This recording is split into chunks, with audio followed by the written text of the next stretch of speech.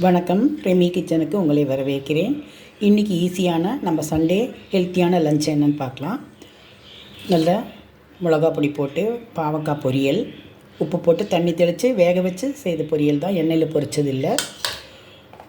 வத்தல், நமக்கு எப்போவுமே எந்த சாப்பிடுமோ கொஞ்சம் கருமுருன்னு கடித்தா நல்லாயிருக்கும்னு தோணும், அதனால் கொஞ்சம் வத்தல், ஜவ்வரிசி வத்தல் தான் இது, கடையில் வாங்கினது. அப்புறம் கொஞ்சம் மாங்காய் ஊறுகாய், அப்புறம் வீட்டில் கொஞ்சம் காய்கறி எல்லாம் மீதி இருந்துச்சு. கேரட்டு, பீன்ஸு, முருங்கைக்காய் இதெல்லாம் மீதி இருந்துச்சு. சரி, அதெல்லாம் போட்டுட்டு ஒரு தயிர் போட்டு ஒரு அவியல் பண்ணிடலாம். ஒரு அவியல் வந்து எல்லாருக்குமே ரொம்ப பிடிக்கும். அவியல் வச்சா ரொம்ப ரிச்சான குழம்பு எதுவும் வைக்க வேண்டாம். ஏன்னா இதிலே எல்லா காயும் இருக்குது இல்லையா, தயிர் தேங்காயெல்லாம் இருக்குது. அதனால் எல்லா காயும் போட்டு ஒரு அவியல், கொஞ்சம் தக்காளி ரசம், அப்புறம் சுட சுட சாதம். அவ்வளோதான். இதுக்கு தயிர் வேண்டாம், ஏன்னா இதிலே தயிர் போட்டிருக்கோம். அவ்வளோதான். இன்றைக்கி ஈஸியான மெனு, இன்றைக்கி ஈஸியான ஹெல்த்தியான மெனு. சாதத்தை இப்படி போட்டுப்போம்.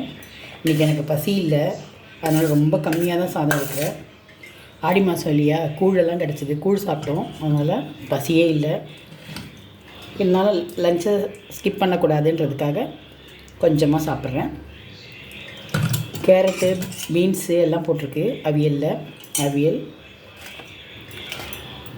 கொஞ்சமாக பாவக்காய் பொரியல்,